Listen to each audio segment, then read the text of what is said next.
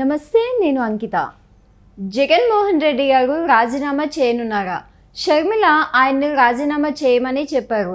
అయితే ఆయన ఎమ్మెల్యే పదవికి రాజీనామా చేయబోతున్నారా? మరిన్ని విషయాలు డిస్కస్ చేయడానికి నాతో పాటు సీనియర్ జర్నలిస్ట్ సిఎస్ సార్ ఉన్నారు. ఆయనతో మాట్లాడదాం.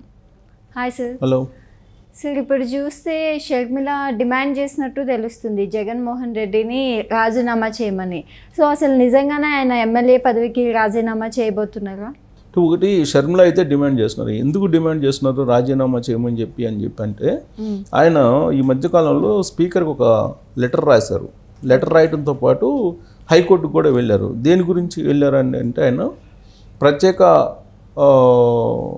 ఆయనకి ఏదో గుర్తింపు ఇవ్వాలి, లేదంటే ఆయనకి అసెంబ్లీలో ప్రతిపక్ష నేతగా హోదా ఇవ్వాలి అనేటువంటి డిమాండ్ తోటి హైకోర్టుకి వెళ్ళాడు. హైకోర్టుకి వెళ్ళిన తర్వాత హైకోర్టులో సరే పిటిషన్ పెండింగ్లో ఉంది, హైకోర్టులో ఉంది. వాస్తవంగా ఈ ఇష్యూ అనేది అసెంబ్లీలో తెచ్చుకోవాలి. అసెంబ్లీ స్పీకర్ డిస్క్రిప్షన్లో ఉంటుంది. స్పీకర్ ఏ నిర్ణయం తీసుకుంటే ఆ నిర్ణయానికి అనుగుణంగా ఉంటుంది. స్పీకర్కి లెటర్ రాశాడు.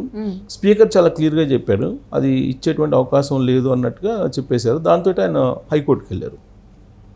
హైకోర్టుకి వెళ్ళిన తర్వాత ఆయన నేరుగా అసెంబ్లీ సమావేశాలు రాకుండా ఢిల్లీ వెళ్ళారు. ఢిల్లీ వెళ్ళి ఆంధ్రప్రదేశ్లో ప్రత్యేక పాలన పెట్టాలి, రాష్ట్రపతి పాలన పెట్టాలి అని చెప్పి డిమాండ్ చేశారు.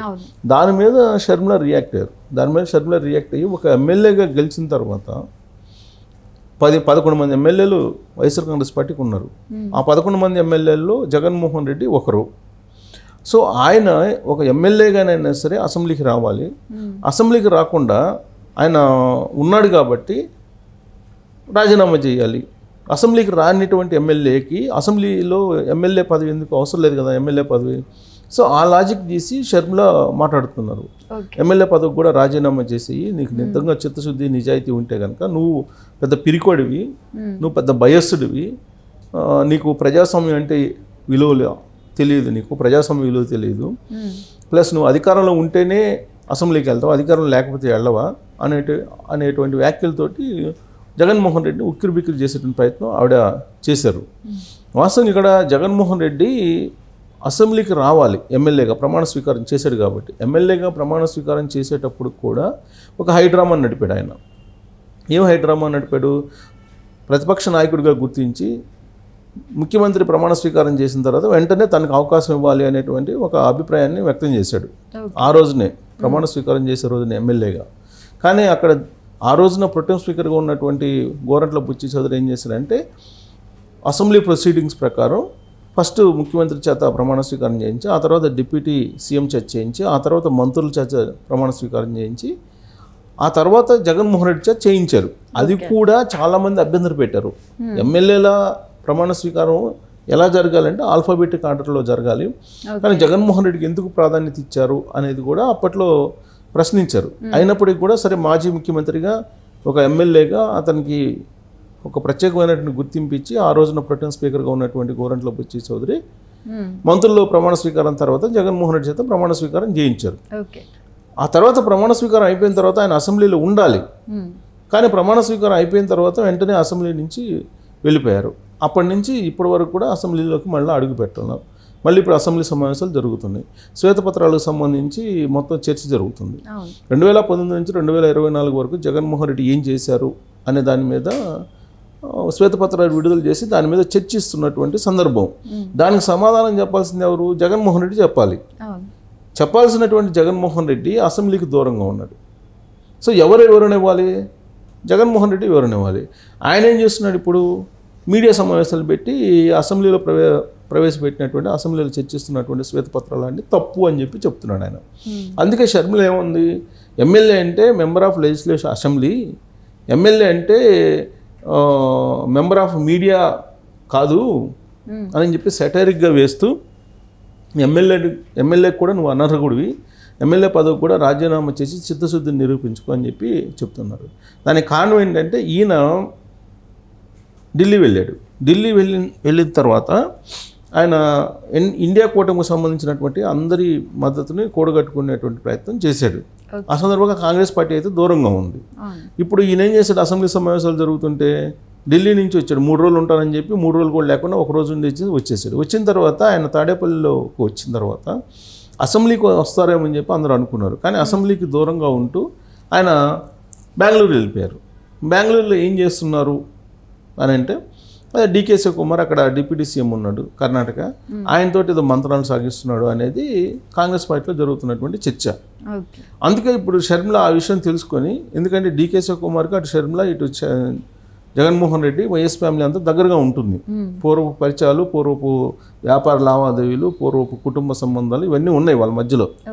సో దాంతో ఇప్పుడు షర్మిల ఆ విషయాన్ని తెలుసుకొని, నువ్వు డీకే శివకుమార్ తోటి అక్కడ మంత్రాలు సాగించి ఏదో చేయాలనుకోవటం కాదు, ఆంధ్రప్రదేశ్లో నువ్వు పరిపాలన చేసావు 2019 నుంచి 2024 వరకు, దానికి సమాధానం చెప్పాలి. నువ్వు వచ్చి నువ్వు ఎందుకు భయపడుతున్నావు, పిరికోళ్ళలాగా ఎందుకు పారిపోతున్నావు, నువ్వు అధికారంలో ఉన్నప్పుడు ఒకలాగా, అధికారం లేనప్పుడు మరొకలాగా, నువ్వు అబద్ధాలు చెప్పిన అబద్ధం చెప్పకుండా చెప్తున్నావు, అబద్ధాలు కోరువు, నువ్వు అబద్ధాలు చెప్తున్నావు అని చెప్పి విరుచుకుపడ్డారు ఆవిడ.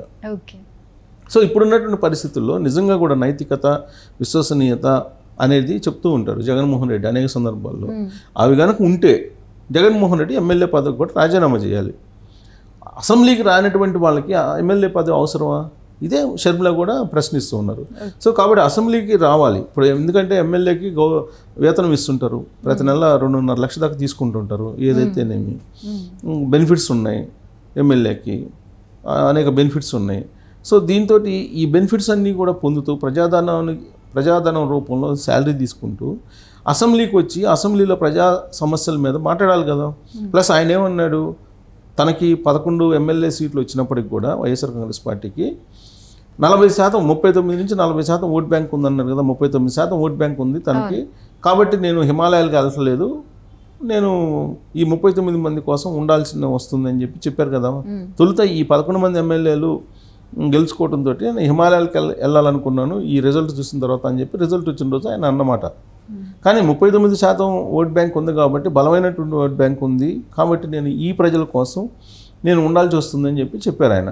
నిజంగా ఆ ప్రజల కోసం ఆయన పోరాటం చేయదలుచుకుంటే అసెంబ్లీకి వచ్చి ఆయన చెప్తున్నటువంటి 39% ప్రజలు తన వైపు ఉన్నారని నమ్ముతున్నారు కాబట్టి, విశ్వసిస్తున్నారు కాబట్టి వాళ్ళ కోసం అయితే పోరాడాలి కదా అసెంబ్లీకి వచ్చి.